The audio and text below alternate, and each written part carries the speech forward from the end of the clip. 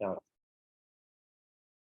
Muy bien, hermanos y hermanas, hoy vamos a continuar nuestra clase de Antiguo Testamento. Ya nos quedan dos clases, 2 semanas.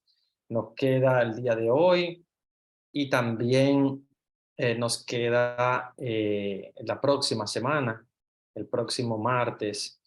Entonces, el día de hoy vamos a dedicarlo a los profetas menores y ya el próximo martes culminaríamos con los libros sapienciales, que vamos a profundizar, ¿verdad? En los sapienciales.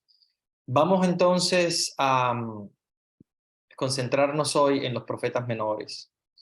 Entonces, ¿cuáles son los 12 profetas menores? ¿Verdad? Empezando por allí, los 12 profetas llamados menores. Menores no quiere decir que sean de menos importancia, ¿no? O sea, todos los profetas tienen una importancia muy grande, todos los profetas son grandes. Ahora bien, se les denominó profetas menores del Antiguo Testamento. Aquellos profetas que sus libros eran más pequeños, o sea, tenían menos volumen y por lo tanto los libros más largos y por lo tanto mayores fueron los que hablamos la clase pasada: Isaías, Jeremías, Ezequiel y Daniel. Entonces, esos son los profetas mayores porque tienen libros más grandes, más largos, y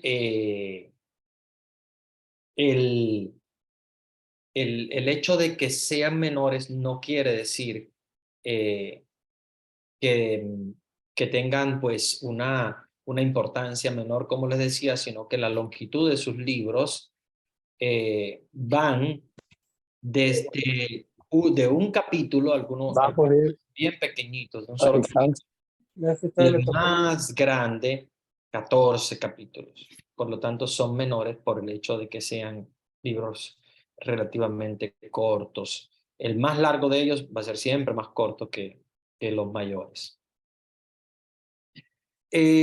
¿Cuándo se recopilaron estos libros? Se entiende que la recolección fue aproximadamente en torno al año 190 antes de Cristo.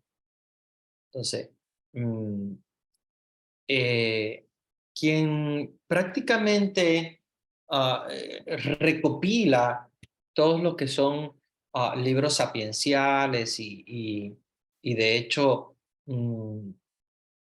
también proféticos del Antiguo Testamento es Jesús ben Sirac, que no tiene nada que ver obviamente con Jesús de Nazaret, Jesús el Hijo de Dios, sino que más bien es este escriba judío que era un gran sabio en Jerusalén, que es el autor del libro del Eclesiástico, por eso se llama Sirácida también, o Sirácide, el Eclesiástico, por ser autoría de Ben Sirac, este escriba, que tiene una influencia judía, pero tiene también una influencia griega, por eso también algunos escritos en griego.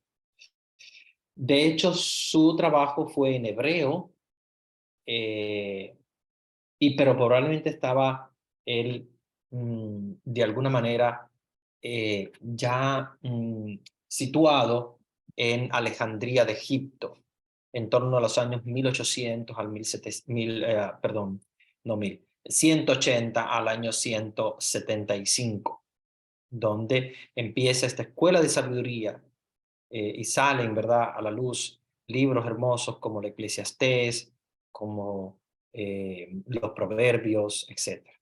¿Ok?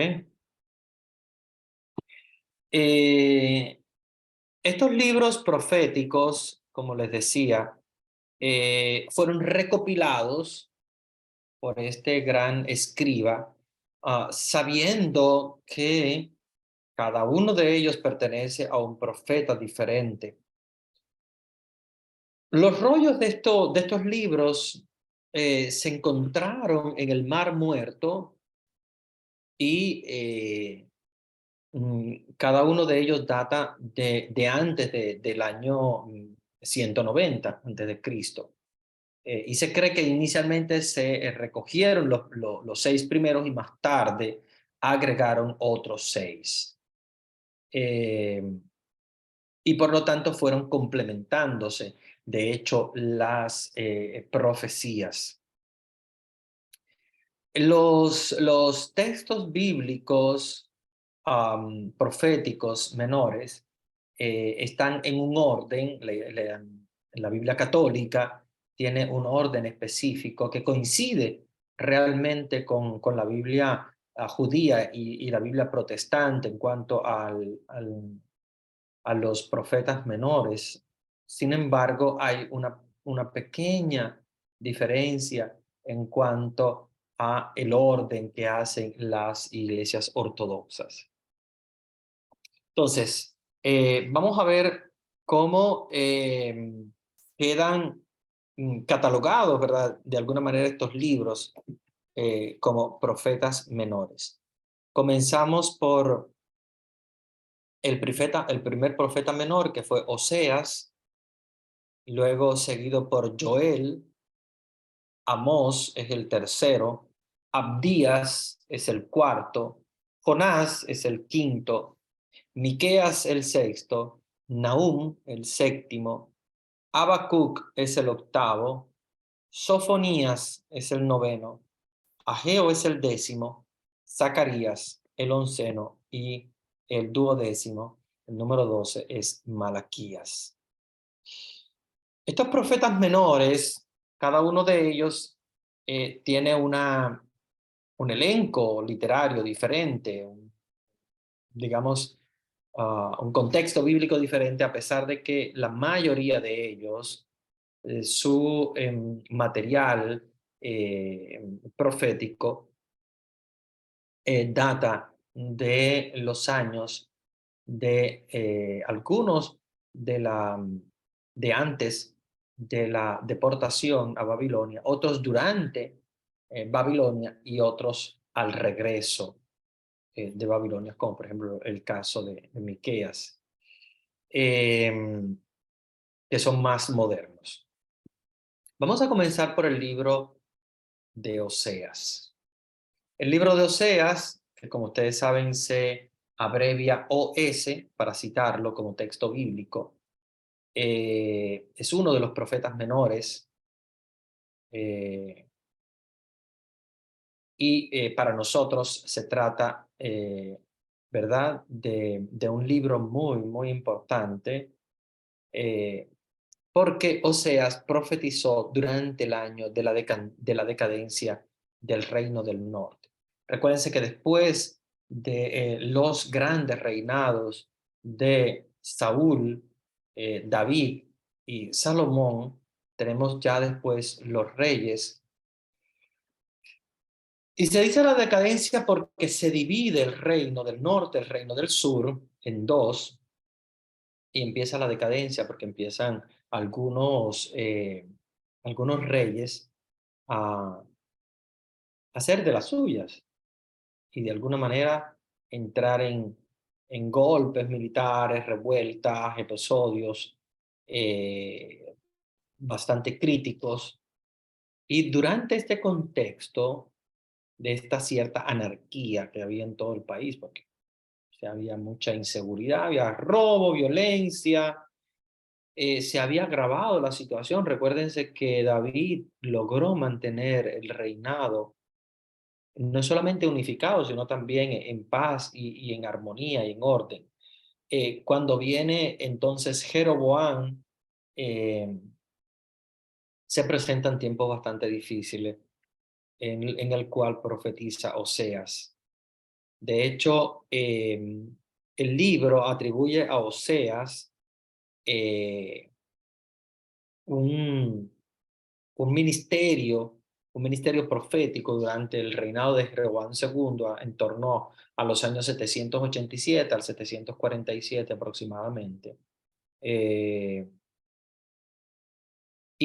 las indicaciones del libro dan a veces un poquito de detalle respecto a la vida de este hombre, pero digamos que no es tan exacto no es que le habla mucho de él. Obviamente entender quién era Oseas eh, podría ser un poquito difícil a la hora de leer el libro, pero sabemos que fue un gran profeta que profetizó en contra de la situación religiosa del país. Había una situación religiosa, había una situación económica y política bastante degradante. Oseas, de hecho, eh, mm, culpabiliza al pueblo de ese gran pecado de llegar a adorar a becerros en el lugar de Yahvé, y también denunciar especialmente los vicios. O sea, había muchos vicios, había una situación económica muy complicada en Israel en esa época. Y el profeta Oseas tiene que enfrentar esa situación bastante difícil, bastante compleja, eh, y llega incluso él mismo a sufrir también persecución. El estilo literario de Oseas es muy interesante, porque es un estilo literario sentencioso, difícil, o sea, fuerte, ¿verdad? En contra de quien abandona la ley de Dios. Su doctrina es muy específica. La doctrina de Oseas es especialmente justicia. Hay que hacer justicia, hay que instaurar la justicia en el pueblo y por lo tanto él lucha a través de su palabra, que como sabemos es palabra de Dios, porque ha sido inspirado por Dios, y a través de su palabra trata de alentar al pueblo a seguir a Dios, un Dios que es celoso, un Dios que no quiere, obviamente, sustitutos, ídolos, etcétera. Y por lo tanto, o sea, no acepta el sincretismo, no acepta amistades con otros credos de otras naciones, no acepta tampoco los cultos idólatras, ¿verdad? Como hacen especialmente el becerro de oro o algún tipo de adoraciones, ¿verdad? Desde el punto de vista naturalista, a la naturaleza, etcétera. Eh, Oseas tiene muchas citas importantísimas. Eh, yo quiero referirme a algunas que son para mí muy hermosas, y quisiera que poderlas compartir con ustedes para que se den cuenta la grandeza, ¿verdad?, del mensaje de este hombre. Eh, si ustedes gustan, busquen Oseas, el capítulo 2, y eso, Oseas es un profeta muy profundo, porque es un profeta del enamoramiento del pueblo hacia Dios. Busquen Oseas capítulo 2 en sus Biblias y, y vamos a ver un texto, que es uno de los textos que a mí más me encanta, que es Oseas capítulo, voy a buscar exactamente la frase, capítulo 2, capítulo 2, versículo 14. Vamos a buscar ese texto bíblico, que es uno de los textos más hermosos que tiene Oseas. Eh, Dice Oseas,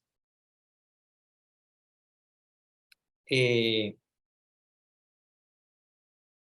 arrasaré, Oseas 2:14, dice, arrasaré su viñedo y su hoguera de los que decían, ellos son mis salarios, que me han dado mis amantes, en matorral los convertiré y la bestia en el campo. La visitaré por los días de los Baales, cuando les quemaba el incienso, cuando se adornaban con su anillo y su collar y se iban detrás de sus amantes, olvidándose de mí, oráculo de Yahvé. Por eso yo voy a seducirla, la llevaré al desierto y le hablaré a su corazón. Vean qué hermoso, ¿no? Es como Dios que está tratando a su pueblo como su esposa, ¿verdad? Como la iglesia también, que es la esposa de Dios. Y como Dios dice, voy como a seducirla. Hay algunas traducciones que a mí me gustan más incluso, donde dice voy a hacerla enamorar de nuevo de mí. O sea, seducirla es como la voy a hacer de nuevo enamorar de mí. Lo que quiere decirnos Osea acá es que Dios quiere volver a conquistar a su pueblo, volver a conquistar el corazón de su pueblo, para que su pueblo vuelva a enamorarse de él, o sea, para que vuelva a amar a Dios verdaderamente. Por eso ese versículo 16 tan hermoso donde dice, por eso yo voy a seducirla, la llevaré al desierto y le hablaré a su corazón. Vean qué hermoso, o sea, Dios no abandona a su pueblo. Dios no se aleja de su pueblo, Dios lleva a su pueblo de nuevo a ese desierto, que obviamente no es un desierto desde el punto de vista físico, sino que es un desierto espiritual. Y en ese desierto espiritual dice, le hablaré a su corazón. Le hablaré a su corazón. Nos está diciendo que Dios quiere volver a conquistar el amor de su pueblo. Y esta es una de las frases hermosas que nos recuerda el amor de Dios tan grande, ¿verdad? El amor que Dios nos tiene, tan hermoso, tan grande. Pero hay otro texto de Oseas tan hermoso como este, eh, que a mí me encanta también muchísimo, que es, busquemos el capítulo 11 de Oseas. Vean cómo el capítulo 11 de Oseas también es hermoso. Este es uno de los textos que a mí más me encantan de los profetas menores. Yo creo que no solo de Oseas, sino de todos los profetas menores, uno de los textos más hermosos de Oseas 11. Para mí yo lo tendría en mi mente y en mi corazón todos los días porque creo que es una frase que Dios nos dice a nosotros todos los días. Escuchen esto que es bien hermoso. Dice Oseas capítulo 11. Cuando Israel era niño, piensen que todos nosotros somos ese pequeño Israel también. Dice, cuando Israel era niño, yo le amé, y de Egipto llamé a mi hijo. Cuanto más los llamaba, más se alejaban de mí. A los Baales sacrificaban y a los ídolos ofrecían incienso. Yo enseñé a Efraín a caminar tomándole por los brazos, pero ellos no conocieron que yo cuidaba de ellos. Con cuerdas humanas los atraía, con lazos de amor, y era para ellos como los que alzan a un niño contra su mejilla. Me inclinaba hacia él y le daba de comer. Volverá al país de Egipto y Asur será su rey, porque se han negado a convertirse. Hay, hay frases que son hermosas de Dios a través de Oseas. Fíjense eso tan hermoso, ¿verdad? Cuando Israel era niño, yo le llamé y de Egipto llamé a mi hijo. Si Dios nos está diciendo también eso a nosotros. Desde pequeño nos ama. Pero dice, cuando más yo los amaba, versículo 2, Oseas 11:2, cuanto más yo los amaba, los llamaba, más se alejaban de mí. Vean cómo muchas veces nos pasa esa misma situación. Más Dios quiere amarnos, más Dios quiere amar al ser humano, más muchas veces nos alejamos de Dios. Y dice, tomándole por brazo, pero ellos no conocieron que yo cuidaba de ellos. Y a veces olvidamos ese amor de Dios, ese cuidado de Dios. Con cuerdas humanas los atraía. Ese versículo cuarto es hermoso. Con cuerdas humanas los atraía, con lazos de amor. O sea, imagínense que es como con sogas, ¿verdad? Que Dios nos atrae hacia Él. De alguna manera, mientras más nos alejamos, más Dios nos atrae con esas cuerdas, con esos lazos de amor. Y era para ellos como los que alzan a un niño contra su mejilla, ¿verdad? Como el papá cuando alza a un niño y coloca su mejilla en la del niño para darnos, ¿verdad? De comer, dice. Y ahora en el versículo 8 Siempre, capítulo 11 de Oseas, versículo 8. ¿Cómo voy a dejarte, Efraín? ¿Cómo entregarte, Israel? Voy a dejarte como Adamá y hacerte semejante a cebollín. Mi corazón está en mí trastornado y a la vez se estremecen mis entrañas. No daré curso al ardor de mi cólera, no destruiré, no volveré a destruir a Efraín, porque soy Dios y no un hombre. En medio de ti yo soy el santo. No vendré con ira. En pos de Yahvé marcharán, él rugirá como un león, y cuando ruja él, los hijos vendrán azorados de occidente. Azorados vendrán de Egipto como un pájaro, como paloma, desde el país de Asiria, y yo les asentaré en sus casas, oráculo de Yahvé. Vean qué hermoso. Cómo Dios en estos versículos nos habla de ese amor incondicional, como un padre que cuida a su hijo, esa bondad, esa fidelidad de Dios, ese amor del Señor, que mientras más el ser humano se aleja, más Él quiere acercarse para curar su pecado. Fíjense cómo Dios expresa esa gran misericordia, esa compasión por su pueblo. Es un mensaje de esperanza, es un mensaje de amor, es un mensaje de reconciliación con Dios. Y Dios por eso promete reunir a todas las personas de la tierra, restaurando, ¿verdad? Esa relación con Él a través del Redentor. Ya en los profetas, Dios estaba preparando la venida de su Hijo. Vamos a ver el profeta Joel.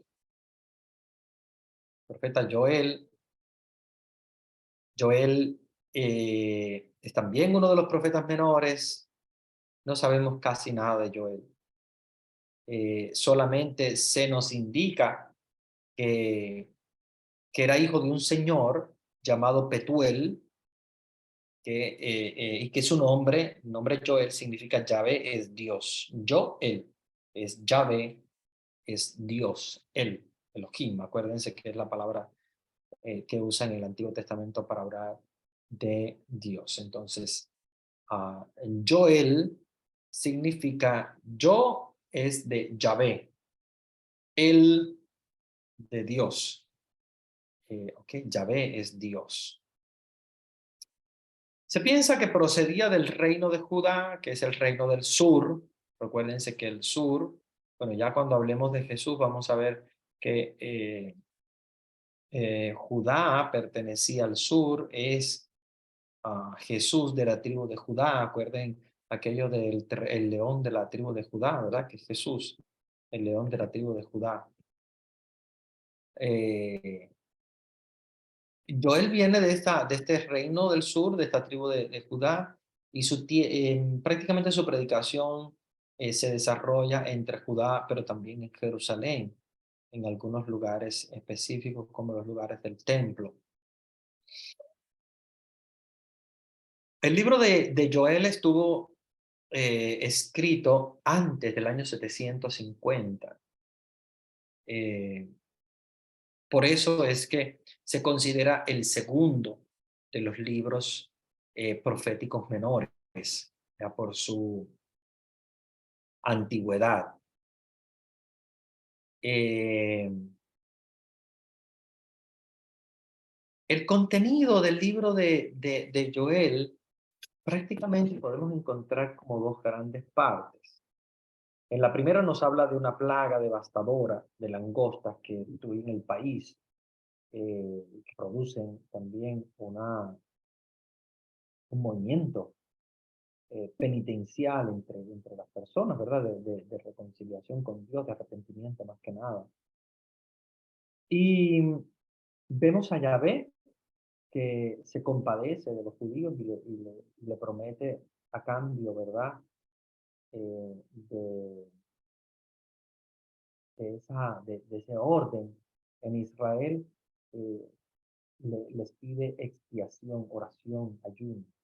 Y por eso se habla en el libro de Joel por el día de Yahvé, que será un día fenomenal, astronómico, horrible, terrible. es un lenguaje apocalíptico. Eh, es muy interesante cómo precisamente se cumplen las profecías de Yahvé después en los Hechos de los Apóstoles. Pedro explicó que el derramamiento del Espíritu en los discípulos de Cristo era el cumplimiento de la profecía de Joel, cuando él habla en los Hechos de los Apóstoles, capítulo 2 del 1 en adelante, y recalca precisamente las palabras de Joel, eh, diciendo en Hechos 2:21, todo el que invoque el nombre de Yahvé será salvo. Son palabras también de Joel. Y existen algunas similitudes, sobre todo en el libro del Apocalipsis, con esta profecía de Joel. Joel es un profeta que se basa mucho en lo que es el día del Señor, el ayuno, la penitencia. O sea, el profetismo de Joel es basado sobre todo en lo que es la conversión de los pecadores, la conversión de los pecadores. Una de las frases más conocidas del libro de Joel es Joel 2:28, que es la que después va a retomar Pedro en los Hechos de los Apóstoles, hablando del derramamiento del Espíritu Santo. Dice Joel 2:28, y después de esto derramaré mi espíritu sobre toda carne, y vuestros hijos y vuestras hijas profetizarán, vuestros ancianos soñarán sueños, vuestros jóvenes verán visiones. Es como la manifestación del día del Señor, el día de Yahvé, un día terrible, donde Dios derramará su espíritu. Y es terrible por el hecho de las grandes proezas que Dios va a hacer en su pueblo. Este es uno de los textos más interesantes de Joel, donde nos habla específicamente del día del Señor. Muy bien, vamos entonces a conversar sobre Amós. El libro de Amós, como sabemos, es un libro de profeta menor. eh, Era un punzador de higos sicómoros en una ciudadela de Judá. eh, Era recogedor de higos. Y su ministerio fue en torno al año 788, con su contexto histórico. Eh, el profeta Amós nos habla de oráculos específicos, como por ejemplo los oráculos contra Judá y contra Israel, amenazas, nos habla de visiones simbólicas, nos habla también del final de la restauración. Acuérdense que Joel y Amós tienen un lenguaje apocalíptico. No son libros apocalípticos, son libros proféticos, pero tienen en sí una connotación apocalíptica. Es por eso que lo leemos para entender también aspectos del Apocalipsis. Y en específico, una de las cosas que más llama la atención del profeta Amós es precisamente ese hablar del fin de los tiempos, eh, que nos habla de estas profecías en contra del reinado y, y cómo precisamente a través del profeta, vemos cómo a través del profeta Dios quiere dar un, un sentido de alguna manera como apocalíptico de final de los tiempos, en preparación, ¿verdad? Al final de los tiempos, todo cristiano tendría que estar preparado.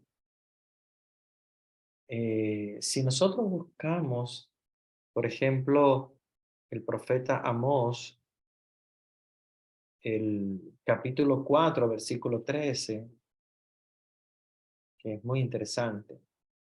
Mi Dios forma las montañas, crea el viento y me revela sus pensamientos. Yahvé Dios de los ejércitos es su nombre. Esa revelación de Dios a través del pensamiento. Eh, Amós 6:8. El Señor Dios juró por su alma. El Señor Dios de los ejércitos dijo: tengo en abominación la grandeza de Jacob y aborrezco sus palacios, y la ciudad y su plenitud entregaré al enemigo. Vean cómo, vean cómo la profecía de Dios a través de Amós es una profecía muy clara. Es una profecía en contra de un pueblo que quiere engrandecerse con la miseria de los otros. Vean cómo a Dios le aborrecía los palacios de Jacob, eh, y él mismo dice que le va a entregar, Dios mismo dice que va a entregar esa ciudad a el enemigo, o sea, a los extranjeros. ¿Por qué? Porque aborrecía la actitud con la cual Jacob estaba procediendo. Vamos a ver algunos otros textos de Amós. Yo creo que más o menos yo creo que hemos visto la parte más importante, pero miren esta. Entonces respondió Amós y dijo a Amasías: no soy profeta, ni soy hijo de profeta, sino que soy boyero y cogedor de higos silvestres. O sea, recogedor de bayas y de higos silvestres. Eh, es un profeta bastante humilde y que dentro de su humildad expresa la palabra de Dios y el mensaje que Dios quiere dar a su pueblo. Hubo un terremoto en tiempos de Amós. De hecho, se menciona en el libro de Amós, eh, cuando en Amós 1:1 al inicio nos dice: 2 años antes del terremoto, cuando Usías era rey de Judá y Jeroboam, hijo de Joás, era rey de Israel. O sea, nos está hablando del contexto histórico. Había pasado un terremoto, por eso, gracias a ese texto, conocemos que hubo un terremoto en esa época. Una fecha exacta de este terremoto podría ser descubierta por arqueólogos e historiadores.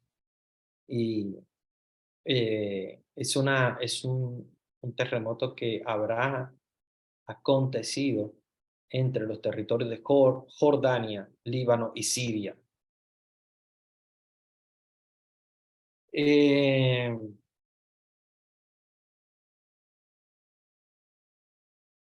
el sentido religioso de Amós es muy interesante. Amós enseña que Dios es el Dios del universo, es el Dios guardián, es el Señor, eh, y que delante de esa grandeza de Dios, el ser humano prácticamente tiene que reconocer su bajeza, tiene que reconocer su pobreza. Y el libro de Amós nos termina, ¿verdad?, hablando de un mensaje de amenaza, de castigo, eh, pero que ofrece perdón y reconciliación a aquellos que quieren acercarse a Dios. Vamos a ver, después de Amós tenemos al profeta Abdías. Abdías es un libro del Antiguo Testamento, profético. Se desconoce bastante sobre quién era Abdías. Eh, pero algunos historiadores nos dicen que Abdías habría sido un príncipe enviado por el rey Josafat para adoctrinar al pueblo judío. Eh, el contexto histórico es interesante porque eh, al parecer él era ya en tiempos de Saúl y de Jacob, era un vidente, un profeta, que hablaría específicamente de la enemistad entre los pueblos y con Israel.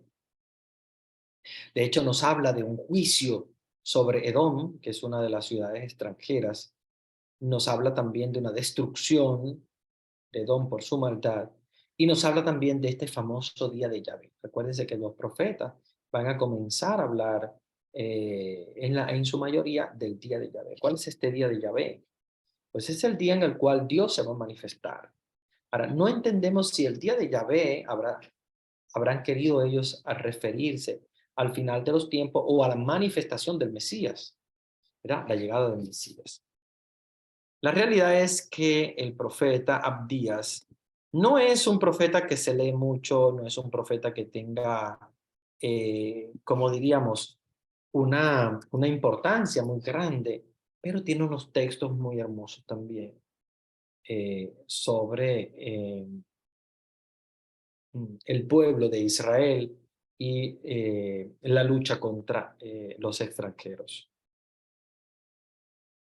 Muy bien, no es tan conocido, no tiene frases muy famosas, sin embargo, Abdías tiene una introducción muy interesante. Abdías 1, versículo 3. La soberbia de tu corazón te ha engañado. Tú que moras en las hendiduras de las peñas, en tu altísima morada, que dices a tu corazón, ¿quién me derribará hacia la tierra? ¿Verdad? Es un canto en contra de la soberbia. ¿Okay? Vamos a ver el profeta Jonás, famosísimo. Este yo sí creo que ya lo conocen ustedes bastante bien, porque es uno de los textos que más se lee del Antiguo Testamento. ¿Ah? La historia de Jonás, este famoso profeta, ¿verdad? Que fue enviado a la ciudad de Nínive a evangelizar, a proclamar el mensaje, eh, para que mm, la ciudad se arrepintiera.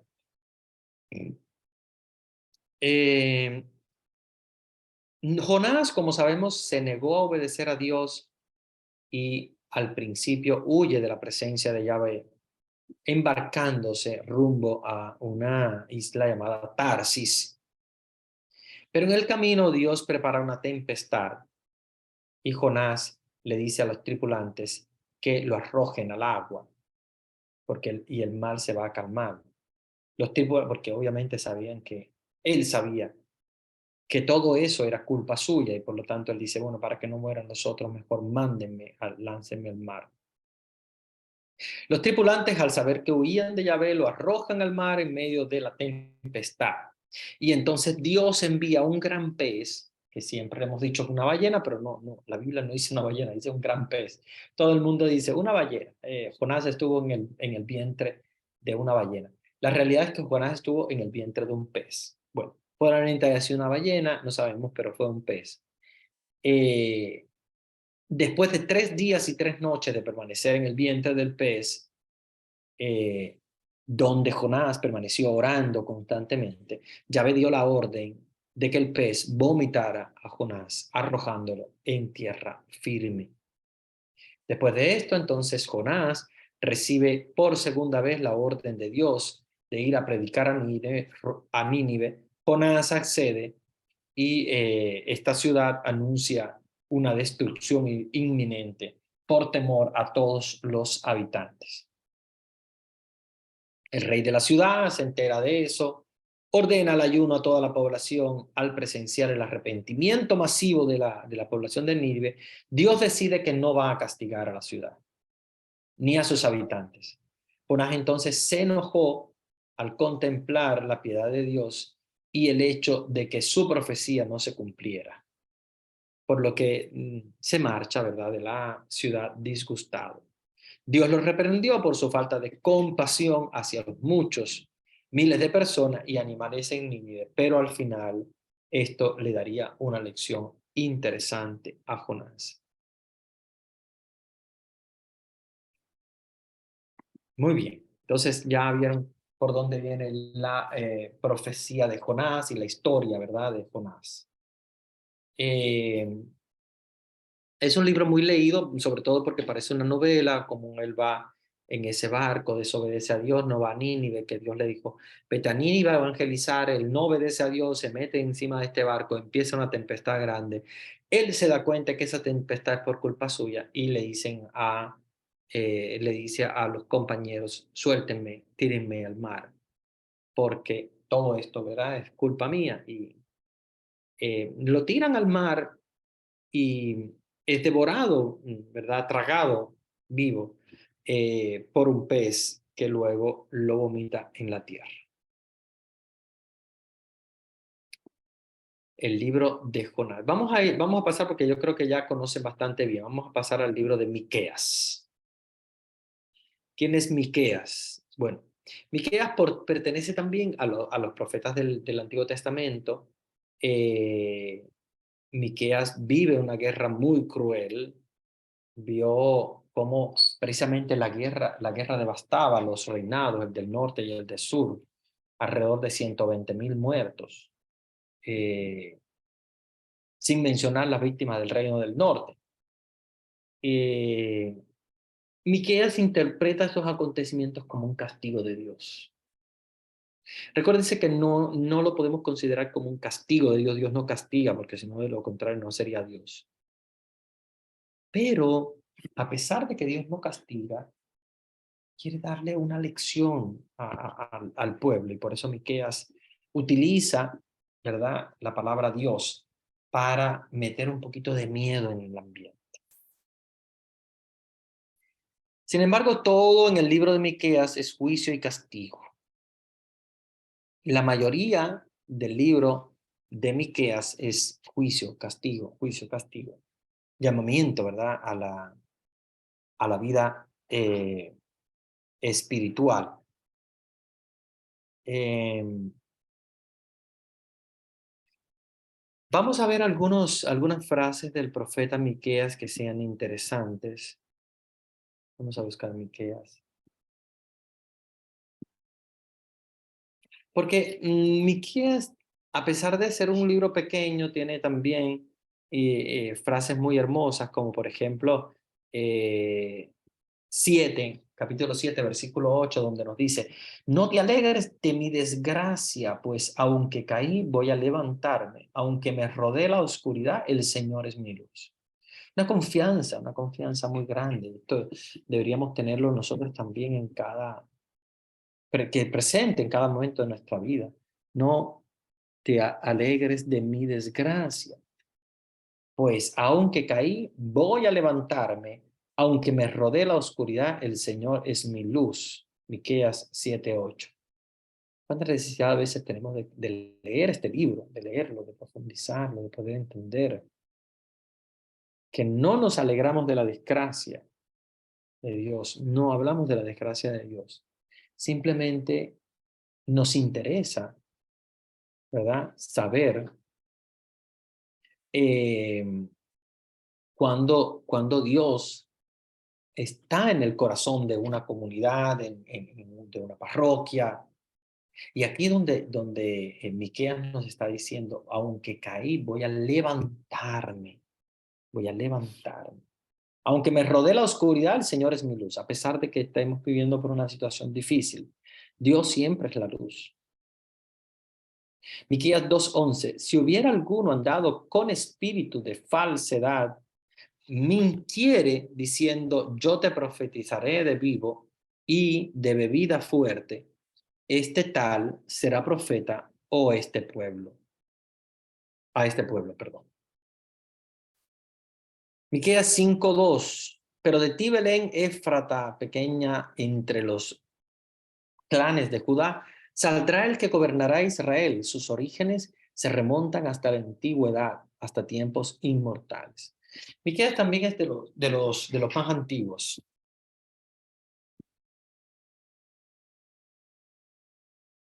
Ahora quiero, antes de pasar a los otros 12 libros, quiero que dialoguemos un poquito. Voy a abrir los micrófonos porque no quiero estar hablando yo solo, porque me gustaría escucharles a ustedes, escuchar sus opiniones y escuchar sus ideas.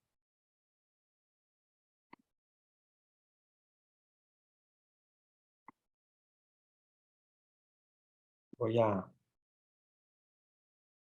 ya les he dado la posibilidad de participar. Déjenme ver un momento. Yo creo que sí.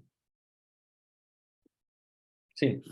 Les he dado la posibilidad de participar. Me gustaría que escuchar ¿qué les parece de estos 6 profetas menores de los que hemos hablado? Se los voy a recapitular un poquito acá.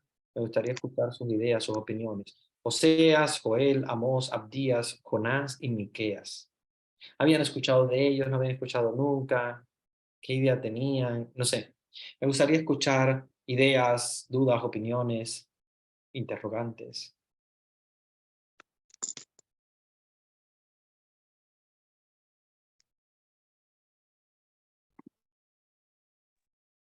Buenas noches, padre. Buenas noches. Adelante. Mi, bueno, este año yo también estoy dando a los niños de catequesis año bíblico Ujú, y justamente estoy en los profetas menores, ya casi por concluir el Antiguo Testamento. ujú, Y, y siempre les digo a los niños, les digo, ¿qué tiene algo de común todos estos profetas?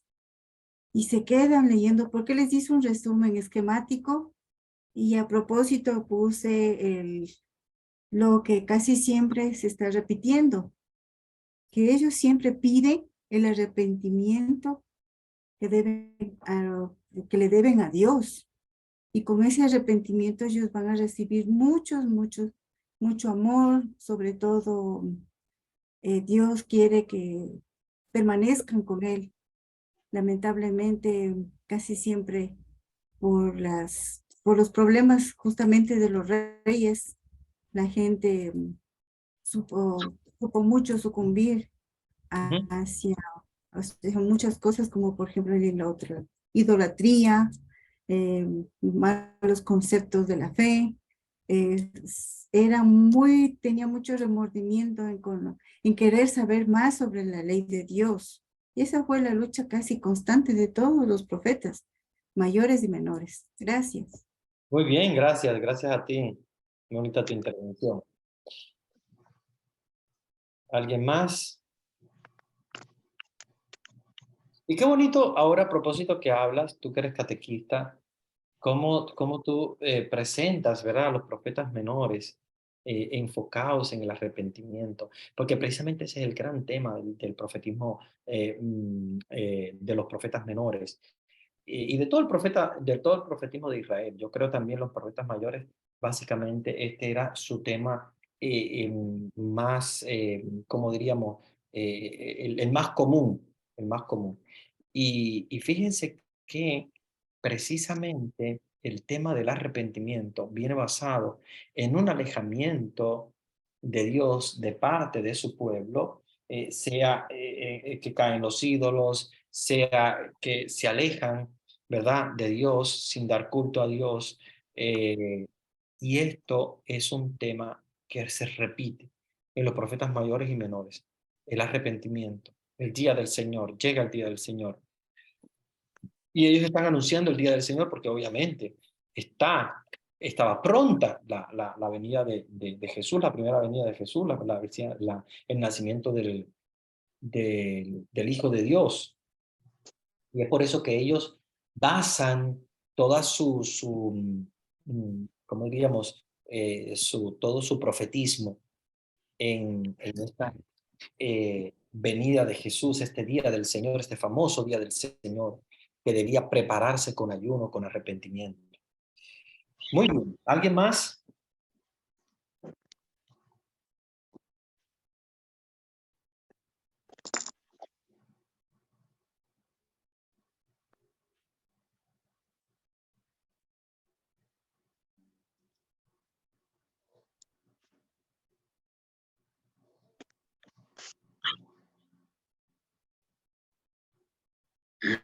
Padrecito, buenas noches.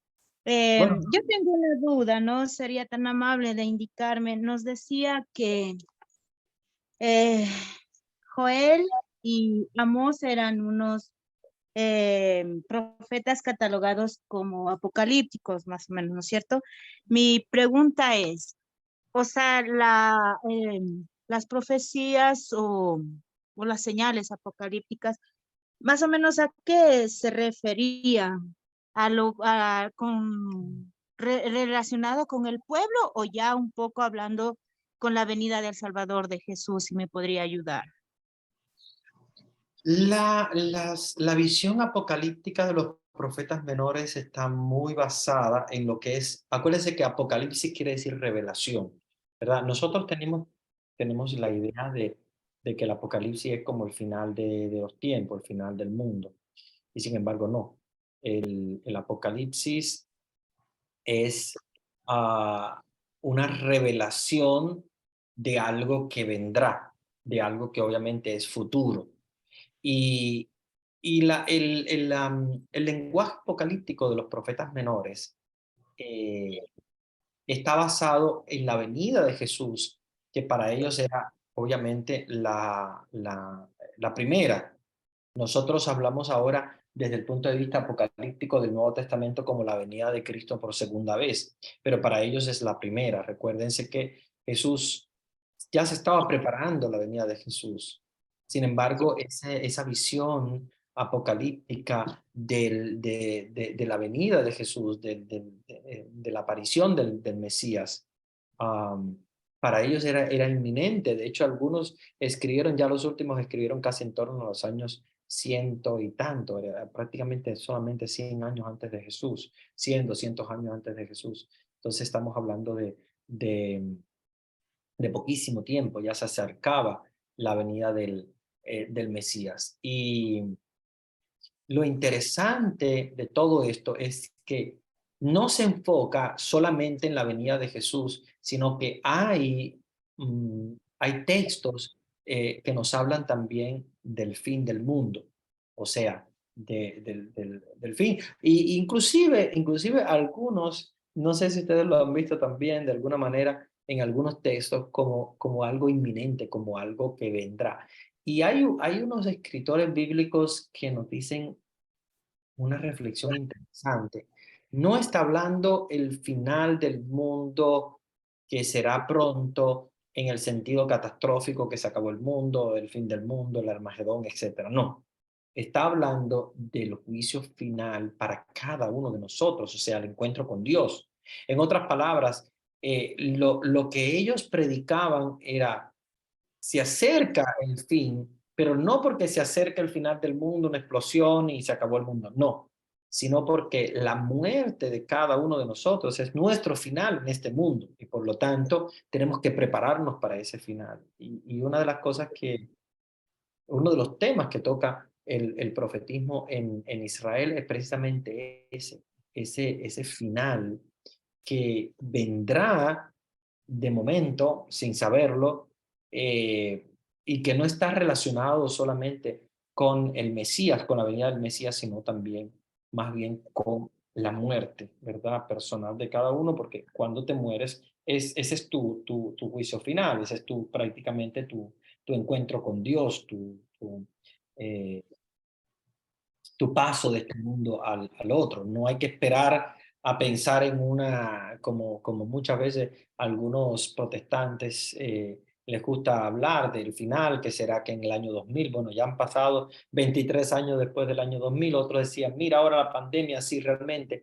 No pensemos y no caigamos en esa visión que es mayormente evangélica, protestante, de buscar el final del mundo como que ya llega, como que mira todo lo que está pasando y las guerras y qué sé yo, porque todas esas cosas pasaron también en el medioevo y no pasó el fin del mundo. El fin es la muerte, o sea, el fin del mundo, en el sentido del fin de nosotros aquí en este mundo, es la muerte personal de cada uno y cada quien tiene que prepararse a su final, a su encuentro con Dios. Esa es la venida de Cristo, porque ahí es donde veremos a Cristo cara a cara, donde vendrá el juicio particular a cada uno de nosotros. Entonces, Si nosotros nos enfocamos en esa visión, podemos entender a los profetas. Cuando hablan del día de Yahvé, es precisamente ese día, encuentro con Yahvé, que es el día de la muerte.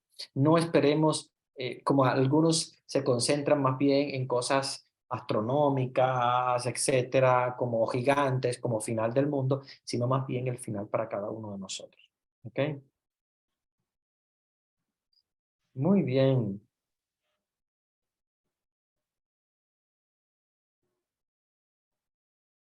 Bueno, vamos ahora entonces, ya que hemos dialogado un poquito sobre esto, vamos ahora, en el tiempecito que nos queda, a hablar entonces de los otros. Nahum. Ya los que quedan son más cortitos, de hecho son más recientes también, y a la vez más cortos a veces. Eh, mm, Nahum es un libro también muy cortito, es un libro de 3 capítulos. Eh, Nahum profetiza en torno al año 626. Vean que ya nos estamos acercando un poquito más hacia el Nuevo Testamento, o sea, ya a la venida de Cristo. Estamos hablando ya de los años 600, ¿ok? Van bajando los números, ya nos vamos acercando más al año 0, el nacimiento de Jesús. El profeta Nahum profetiza sobre todo en torno a la desaparición del imperio asirio y la destrucción de Nínive, ¿verdad? La famosa Nínive donde Jonás tenía que predicar. Pues ya para el profeta Nahum ya Nínive, ¿verdad? Estaba inminentemente ante su destrucción. Y se nos habla también de algunos factores importantes relacionados con su profetismo, como por ejemplo puede ser el profetismo sobre Asiria, eh, mm, que es una de las potencias más fuertes en, en la zona occidental. Eh, los primeros capítulos nos hacen referencia sobre todo al autor, al libro, nos habla Nahum, capítulo 1, versículo 1, quién es, eh, precisamente el texto de Nahum 1.1 nos habla precisamente eh, de quién es Nahum, ¿verdad? Dice Oráculo de Nínive, libro de la visión de Nahum, de El Cos, nos dice que es procedente del Cos, de la ciudad del Cos. Y nos habla de la cólera de Yahvé. Y ahí empieza a hablar de la cólera de Yahvé. Recuérdense que estos profetas menores nos hablan mucho de esa cólera de Dios, eh, que más bien es el disgusto de Dios por el obrar de su pueblo. Se habla de la ira de Yahvé, se habla también de la sentencia en contra de Judá y de Nínive, las ruinas de Nínive, o sea, ya la destrucción, el asalto, las amenazas al león de Asur, y de ahí nos habla también del vuelo de las langostas, que es también una profecía muy famosa, muy importante, y termina con una lamentación fúnebre. ¿Cuál es el objetivo de Nahum? Bueno, básicamente el objetivo de Nahum era anunciar el juicio sobre Nínive. Jonás ya había profetizado sobre Nínive, pero Jonás había vivido alrededor de 150 años antes de Nahum. En el libro de Jonás, ustedes saben que la gracia de Dios triunfa, mientras que en el de Nahum, del profeta Nahum, solo se anuncia esta ira de Dios, inevitable destrucción de Nínive, la destrucción de Nínive. Recuérdense que todos estos mensajes bíblicos están escritos con un lenguaje del Antiguo Testamento. ¿Okay? No podemos pensar, a pesar de que ya nos vamos acercando al Nuevo Testamento y que ya tiene un lenguaje un poquito diferente al otro, siempre es Antiguo Testamento, ¿ok? No es Nuevo Testamento. Habacuc. El libro de Habacuc es el octavo libro de los 12 profetas menores de la Biblia. Y tiene 3 capítulos también. Los 2 primeros capítulos hablan de un diálogo de Yahvé con el profeta.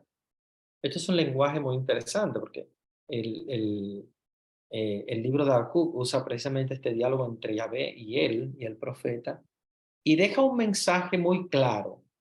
El justo vivirá por su fe. Habacuc 2:4. Ese es uno de los textos bíblicos más importantes de Habacuc. El justo vivirá por su fe. Vean cómo nos está juntando ya aquí lo que es la justicia, las obras y la fe, el creer, que van siempre de la mano. Para nosotros los católicos es muy importante, los protestantes tienen otra visión. Ellos solamente la sola fide, solo la fe. Para nosotros es fe, pero con obras también, o sea, por justicia. O sea, la justicia es el cumplimiento de la voluntad de Dios, ¿verdad? De hecho, esta frase, el justo vivirá por su fe, la menciona San Pablo en su carta a los Romanos, capítulo 1, versículo 17, también a la epístola a los Gálatas, capítulo 3, versículo 11, y en la de los epístola a los Hebreos, capítulo 10, versículo 38. ¿Quién es Habacuc? Habacuc es un profeta del Antiguo Testamento donde no tenemos una información muy vasta biográfica de él. Se sabe muy poca cosa, apenas lo que se ha escrito sobre él. Y prácticamente a pesar de que su nombre no aparece en ninguna otra parte de la Biblia judía. Sin embargo, la tradición de los sacerdotes de Israel, ellos afirman, ¿verdad?, que Habacuc era hijo de una mujer sunamita, ¿verdad?, que fue devuelto a la vida por Eliseo en Segunda de Reyes 4:16. Y el profeta también es mencionado en el relato Bel y el dragón, que forman parte de las agregaciones que se le hacen al libro de Daniel, que son deuterocanónicas. El contexto, bueno, pues es un contexto ya un poco más cercano a la actualidad. Ya estamos hablando de los años 609 al 598 a.C., más o menos aproximadamente. Ya nos estamos acercando más al Nuevo Testamento. Y lo interesante de Habacuc es este oráculo de aflicción, entre Dios y Habacuc. Tiene una importancia muy grande, sea para los judíos que para nosotros los cristianos, el libro de Habacuc. Vamos a seguir con el libro de Sofonías. Sofonías es otro profeta del Antiguo Testamento. Según nos dice en el primer versículo, Sofonías es hijo de Cusí, hijo de Gedalías, hijo de Amarías, hijo de Ezequías, en tiempo de Josías, hijo de Amón, rey de Judá. Sofonías significa Dios protege o Dios oculta para proteger. Cusí era el nombre de su padre, que era de Etiopía. Y según el mismo profeta Sofonías, él fue tataranieto del rey Ezequías. Y pudiera ser que, al igual que Isaías, fuera miembro de una familia real. La fecha más o menos es en torno, como le decía, a los años 621, 500 ya, 90 y tantos final. Y prácticamente su libro es todo de juicio. Son 3 capítulos nada más, muy chiquitico, pero nos habla de juicio contra los filisteos, juicios contra Moab, juicio contra Cus, contra Siria, el futuro de Jerusalén. Básicamente nos habla de ese juicio en contra de los pecadores que se habían alejado de Dios. Vean cómo vuelve de nuevo el tema famoso de la conversión. ¿Ok? El tema famoso de la conversión. Ageo. El profeta Ageo, también un profeta del Antiguo Testamento, es un profeta después del exilio, o sea, ya habían regresado del exilio de Babilonia, y es de los últimos ya, prácticamente después de Ageo solamente tenemos a Zacarías y Malaquías. De hecho, su nombre, como el de Zacarías, se menciona también en Esdras capítulo 5, 1 y 6, y en el 14. Que recuérdense que Esdras y Nehemías son los que nos hablan del regreso del pueblo del cautiverio de Babilonia, cómo el pueblo acogía de nuevo la ley de Dios, escuchaba, oraba, lloraban incluso mientras escuchaban la ley de Dios, porque habían regresado a su tierra después de tanto tiempo, alejados, sirviendo en una nación extranjera, teniendo que obedecer a rituales religiosos completamente diferentes al de Yahvé. Zacarías, penúltimo de los profetas menores del Antiguo Testamento, ya estamos alrededor del año 520, incluso hasta el 410 antes de Cristo. Se cree que fue escrito después del después del destierro, ¿verdad? Cuando Zorobabel fue nombrado gobernador de los persas. El libro no es tan corto, este libro de Zacarías tiene 14 capítulos, aunque de todos modos no es que tenga una diversidad muy grande en cuanto a los demás profetas menores. Sí nos habla de visiones, nos habla de la visión de los jinetes, visión de los cuernos y herreros, la visión del medidor, las llamadas de Dios a los desterrados, la visión de Josué, visión de siervo de Dios, etcétera, etcétera, o sea, diferentes visiones. El profeta Zacarías es un profeta de la visión, es un profeta de la revelación de Dios a través de las visiones, y por lo tanto tiene un enriquecimiento bastante grande, a pesar de que sean pocos los capítulos. 8 en su versión original, ¿ok? Y otros 6 que fueron añadidos en torno al año 410 antes de Cristo. Y por último, tenemos el profeta Malaquías, que es el último de los profetas menores del Antiguo Testamento.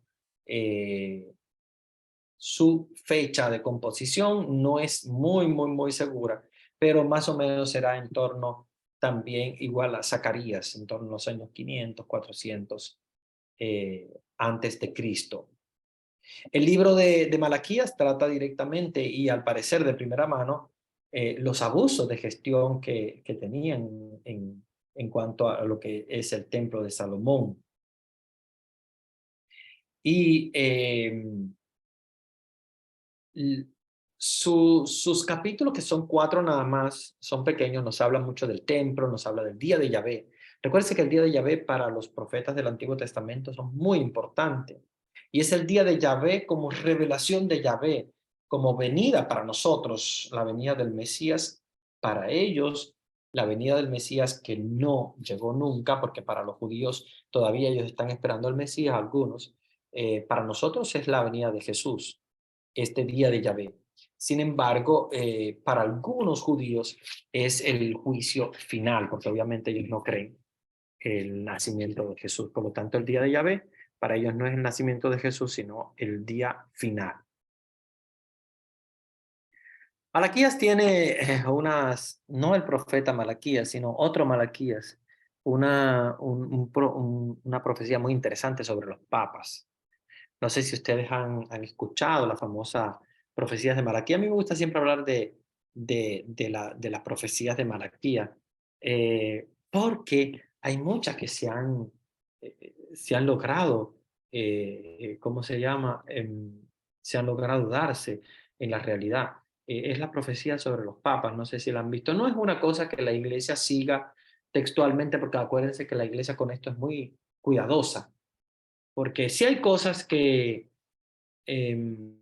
se han dado, pero no tenemos la certeza de que obviamente la profecía de Malaquías, sobre todo en cuanto a lo que es el fin de los tiempos, sea eh, realmente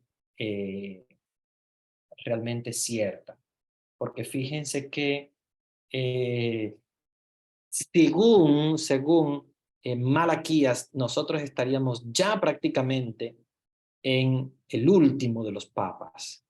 Él profetizó los papas, alrededor de 112 papas, desde el momento en el cual era profeta, San Malaquías, profeta en Roma, que escribió en los años 1139 y 1140, cuando el papa era Inocencio II. Y él le dio nombre a los papas como con un símbolo. Por ejemplo, vamos a hablar de algunos que son más conocidos entre ustedes. Por ejemplo, Juan 23, él le llamó pastor et nauta, que quiere decir pastor y navegante. Claro, todo en latín. Él dijo que era el Papa número 107, desde el momento en el cual obviamente él estaba profetizando. Y lo interesante es que Juan 23 era patriarca de Venecia, que es la ciudad de los navegantes, de los canales de Venecia.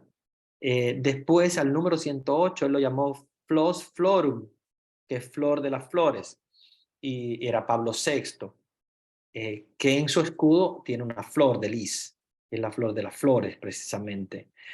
El Papa número 109, él le llamó de Medietate Lune, que debería ser obviamente Juan Pablo I.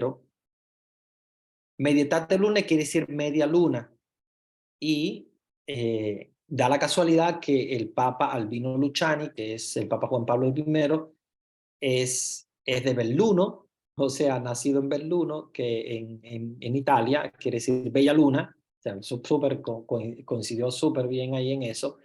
Y también el hecho de que haya durado 33 días nada más, aquello de media luna, pues como que cuadraba un poco. El Papa 110, él le llamó de labore solis, que quiere decir de la fatiga o trabajo del sol, que fue Juan Pablo II y que fue el pontífice más viajero. O sea, el que más, digamos, trabajó en el sentido de que duró muchísimo. Fue el pontífice, uno de los pontificados más largos. Y precisamente el más viajero de todos hasta ese momento. Por eso le llamó de labore solis. Al número 111 le llamó Glorie Olive, la gloria del olivo, que fue Benedicto XVI, quien nació y fue bautizado precisamente el sábado de gloria, en la gloria del olivo. Y también en el escudo de la orden de los benedictinos, escudo que seguía muy de cerca Benedicto XVI por el hecho de ser benedictos, contiene precisamente un olivo. Entonces coincidía mucho en eso.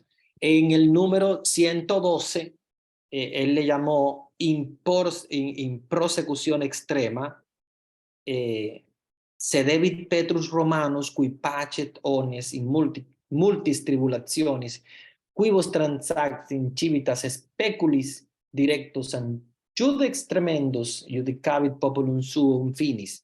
Entonces, lo que quiere decir, se sentará en la última persecución de la Santa Iglesia Romana, Pedro el Romano, que apacentará las ovejas en muchas tribulaciones, tras lo cual la ciudad de las 7 colinas, que obviamente hablaba de Roma, que es la ciudad de las 7 colinas, será destruida y el juez terrible juzgará a su pueblo. Y coincide con Francisco. De hecho, algunos pensaron que Francisco llevaría el nombre de Pedro, que ninguno ha llevado el nombre de Pedro después del apóstol, por la coincidencia, ¿verdad?, con la profecía de de Malaquías. Ahora, hay algunos que dicen que no exactamente Malaquías estaba prediciendo el último papa, sino que terminó obviamente de hacer la predicción ahí, no siguió haciendo las predicciones, sino que ahí simplemente se detuvo. Algunos dicen que es el papa número 112, que él predijo, pero no le puso número a los papas, él simplemente le puso sus nombres y al final puso esto: se centrará en la última persecución de la Santa Iglesia Romana, o sea que será el fin de los tiempos, una persecución en contra de la Iglesia romana, y le llama Pedro el Romano al Papa, pero bueno, sabemos que obviamente Pedro el Romano fue el primero de los papas, por lo tanto no hay una seguridad de que Papa Francisco sea precisamente ese Pedro el Romano, o que sea tampoco el último, porque de hecho él terminó allí, hizo 111 y el 112 pues lo dejó abierto como el final. Eso es una de las cosas que es interesante. Lo único bueno es que si ustedes van a mirar desde el primer papa hacia acá, aquí, bueno, pues yo tengo la del 101 en adelante, todos precisamente coinciden muchísimo en cuanto a los nombres. Por ejemplo, Benedicto XV, en el año 1914, él le llamó religio despotata, que quiere decir religión devastada, y fue precisamente la Primera Guerra Mundial. O sea, hay muchas cosas que coinciden con las profecías de Malaquías, pero bueno, sabemos que Malaquías, las profecías, no es palabra de Dios. Este Malaquías no es el Malaquías de profeta por eso que quise hablarles de eso, para que no lo confundan con el profeta Malaquías. Es un San Malaquías del medioevo, y bueno, lo interesante es que nos trae cosas que obviamente nosotros normalmente no estamos acostumbrados, ¿verdad? Como esta eh, profecía sobre los papas, porque fue muy interesante, y cómo logró coincidir exactamente en cada uno de los aspectos de ellos, aspectos importantes, que algunos ya cuando iba por Juan Pablo II decían, bueno, esto como que va muy en serio, porque coincide muy bien con las profecías de San Malaquías, pero sí, él terminó con el Gloria Olive, que fue Benedicto XVI, y ya después no siguió, simplemente puso esa frase que no sabemos si es un siguiente papa o si es ya el fin de los papas, pero que hayan más, lo único que él no siguió profetizando, porque obviamente si no seguiría a un grupo extremadamente grande que no le daría pues tiempo de poder escribirlos a todos en su profecía, pero hasta los que escribió fue bastante, yo me recuerdo que leíamos las profecías de San Malaquías cuando Juan Pablo II, y nos dábamos cuenta de la coincidencia, cómo iban viniendo después, incluso de Juan Pablo II, el Papa Benedicto XVI, como coincidió bastante bien también en su profecía. Muy bien, bueno, vamos ahora a darle oportunidad al comentario, al diálogo, a las preguntas. Tienen ya la opción que les di para reactivar sus micrófonos. Me gustaría que en estos últimos momentos, ¿verdad? Si tienen alguna pregunta, algo que quieran compartir o hablar, pues ahora tenemos un chancecito.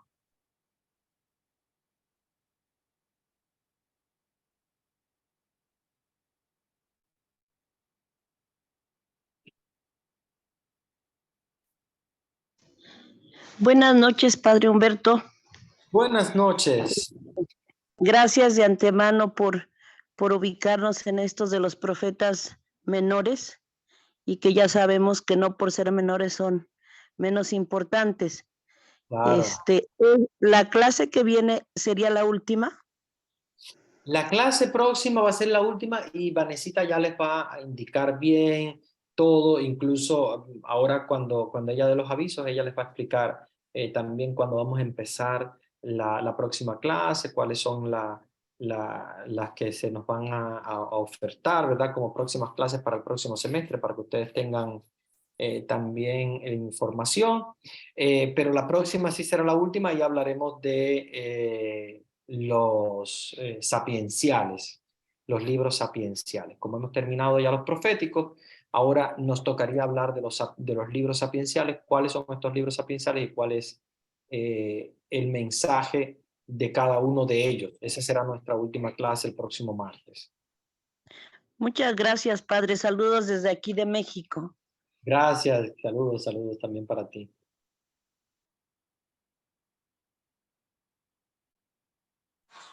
Buenas noches, padre. Buenas noches. Yo quería consultar en relación a los profetas como tal, no orientándome tanto a los libros proféticos de la Biblia. Que sé que estamos hablando del Antiguo Testamento, donde se encuentran esta agrupación de libros. Ya después, en la era del Nuevo Testamento, se han descrito o a través de la historia bíblica o de la historia de la salvación, ¿hay nuevos profetas en esta época también? ¿O solamente los que están detallados en la Biblia en el Antiguo Testamento? Muy buena pregunta. Mira, a ver, el profetismo del Antiguo Testamento es muy amplio. Obviamente había más profetas también en el Antiguo Testamento. Solamente, ¿verdad? Para empezar por ahí. Solo que los profetas que fueron considerados por la iglesia como inspirados son estos profetas, ¿verdad? Los mayores y los menores. Después de eso, el último de los profetas del Antiguo Testamento, que fue el primero del Nuevo Testamento, fue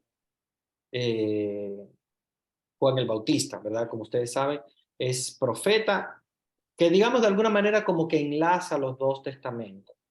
Juan el Bautista es un profeta del Antiguo por el hecho de que él existió antes del nacimiento de Jesús, o nació antes que Jesús y predicó antes que Jesús, pero también es un profeta del Nuevo Testamento porque predicó durante la vida de Jesús. Por lo tanto, es como de hecho, algunos lo llaman como un anillo, como un enlace entre el Nuevo y el Antiguo Testamento. Pero es el último. Ahora, ustedes preguntarán, bueno, ¿no hay más profetas? ¿No hay profetas en el Nuevo Testamento? No. ¿Y por qué no hay profetas en el Nuevo Testamento? Bueno, no y sí, porque lo voy a explicar ahora qué diferencia la profecía. Y tu pregunta es muy buena, muy inteligente. ¿Y por qué no hay profetas en el Nuevo Testamento? Y ustedes piensan, bueno, ¿qué pasó? Ya no hay profetas, no hay profetas. O sea, profetas como los del Antiguo Testamento. Es porque Jesús vino a revelarnos completamente a Dios. Por lo tanto, ya nadie podría profetizar algo nuevo. ¿Por qué? Porque ya con Jesús no se necesitan profetas, porque Jesús es el que viene. Acuérdense que antes sí, en el Antiguo Testamento necesitaban profetas porque Dios no se había revelado personalmente. Dios se revelaba a través de los profetas. Entonces, Dios usaba al profeta Amós, al profeta Ageo, etcétera, para darle un mensaje a su pueblo. Ahora bien, en el Nuevo Testamento, con Juan el Bautista, se cierra el profetismo. No se necesitan profetas porque Dios mismo, o sea, Jesús mismo es el que se revela como Dios verdadero. Entonces ya no necesitamos un intermediario, digamos de alguna manera, porque ya es Dios presente. ¿Ok? Ahora bien, Padre, pero ¿y entonces por qué se llama, por ejemplo, que nosotros debemos ser profetas, etcétera? Ah, ya, es un profetismo ya un poquito diferente. No es como el profetismo del Antiguo Testamento. El profetismo que se vive ahora en el Nuevo Testamento es un profetismo al cual participamos todos. No son el profeta ungido, etcétera, y predestinado para ser el profeta de Israel, sino todos somos profetas. Desde el bautismo, tú, yo, todo bautizado, somos un profeta y debemos. ¿Haciendo qué? Denunciando lo malo, anunciando la palabra de Dios. Por eso es que nos toca también ser profetas, ¿ok? Entonces, por una parte, no hay más profetas, obviamente, no hay más profetas, porque Jesús ya se ha revelado completamente, pero sí sigue el profetismo porque cada uno de nosotros nos vamos a convertir en un profeta para dar a conocer la palabra de Dios. Si te preguntan, ¿tú eres profeta? Sí, yo soy profeta. Yo soy profeta porque en el bautismo el sacerdote me consagró como sacerdote, profeta y rey. Voy a ser sacerdote. Oh, no solamente los sacerdotes ministeriales que somos nosotros, sino el sacerdocio común de los laicos, que es un sacerdocio importante porque es un sacerdote que cumple con la voluntad de Dios, que sirve a Dios. ¿Okay? Todos ustedes son profetas porque anunciamos la buena noticia, somos misioneros del del Evangelio. Por eso somos profetas y somos reyes también, porque vamos a heredar el reino de los cielos. ¿Ok? Entonces, recuérdense que no hay profetas al estilo del Antiguo Testamento, pero sí somos profetas porque todos nosotros somos profetas. Muy buena pregunta la tuya, me gustó la idea de aclarar esto porque a veces trae un poquito de confusión, que hay algunas personas que dicen, padre, ¿cómo es que habían tantos profetas en el Antiguo Testamento y ahora como que no hay nadie que sale por ahí diciendo, yo soy profeta y Dios me ha dicho esto? ¿Ok? Y es por esa misma razón, ¿ok? Muy bien. Bueno, preguntas muy interesantes, pero bueno, ya nos quedan 10 minutos que se los voy a dejar a Vanesita, que tiene avisos muy interesantes para ustedes, que ya estamos terminando prácticamente nuestra clase. Ya la próxima es la última clase y ella les va a comentar cómo haremos, ¿verdad? Para la última clase y para las nuevas clases, porque prepárense que vamos a tener muchas sorpresas importantes de cursos muy bonitos que vamos a recibir durante el verano y durante los próximos semestres. Bueno, voy a darles la bendición. Vamos a ponernos en actitud de oración. El Señor esté con ustedes. Y con tu espíritu. Y la bendición de Dios Todopoderoso, Padre, Hijo y Espíritu Santo descienda sobre ustedes y permanezca para siempre. Amén. Que tengan una linda noche.